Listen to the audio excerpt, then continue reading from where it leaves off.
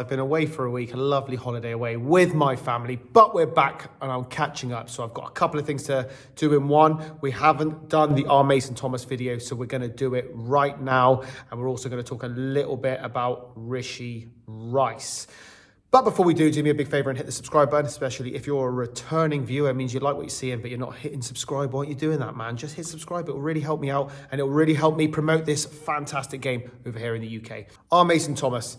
He's an edge rusher, and he's not the typical edge rusher that Spagnuolo would usually go for. He's quite small, 6 foot, 241 pounds. He's quick off the mark with a 4.61 at the compound, so he's quick, and he's especially quick off the mark, which is what a lot of people talk about. When I went back and watched his tape, that's where he was the most effective. He was quick off the mark, he was fast on the bend, which means he's able to get underneath the defensive lineman and get to the quarterback. He had a really big 2024, he got himself injured, so he only ended up playing 10 games in 2025. But out of that data point, out of those 10 games, he played really, really well. He had 28 pressures, 6.5 sacks, and 2 forced fumbles. Almost all of his sacks came from the outside. I think I only saw one in the tape that came from the inside, and it wasn't your classic push off and snatch move where he kind of shredded himself off the lineman. Almost all of his pressures come from the outside because of he's got such a fast bend. He's fast, but he's not necessarily powerful though. So these are his cons.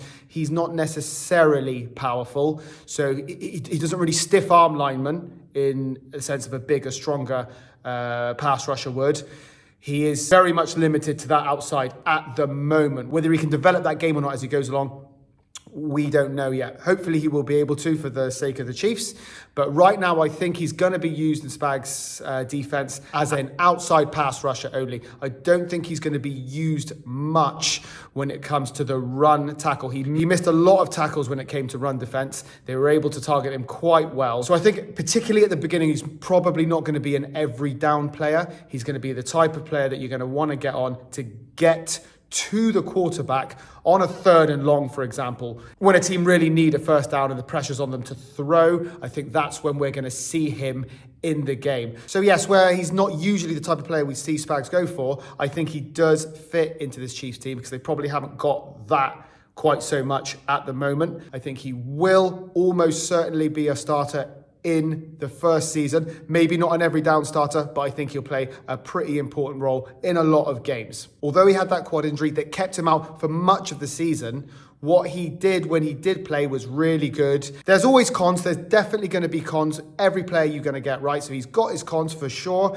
but the things he does well, I think he does really well, and I think the Chiefs and Spagnuolo can see that. But let me know what you think about all that in the comments. Just a quick one on Rishi Rice. He's been troubled, as we know, in his past a little bit here with the law and everything like that. He's being ordered to serve 30 days in jail, so I believe. Not ideal for him, not ideal for the Chiefs. Apparently it was for marijuana use, but I'd be lying if I said I've really looked in the story. I haven't, but that's what I know so far. And this is off the back of having an operation on his knee, which again, I haven't looked into too much detail on. I just quickly looked at it just then and I was a bit like, oh man. For fuck's sake, that's all we need. And I think that's probably one of the reasons why there's loads of rumours regarding the Chiefs at the moment looking at wide receivers, because I don't know if they're going to trust this kid past his rookie contract. But we'll see. Hopefully he'll get back to next season. Hopefully he'll play well. Hopefully he'll clean himself up. But I'm actually really excited to see R. Mason Thomas next season. Let me know what you think of him, Rishi Rice, and any other Chiefs news in the comments. If you enjoyed the video, please give it a like and don't forget to hit subscribe.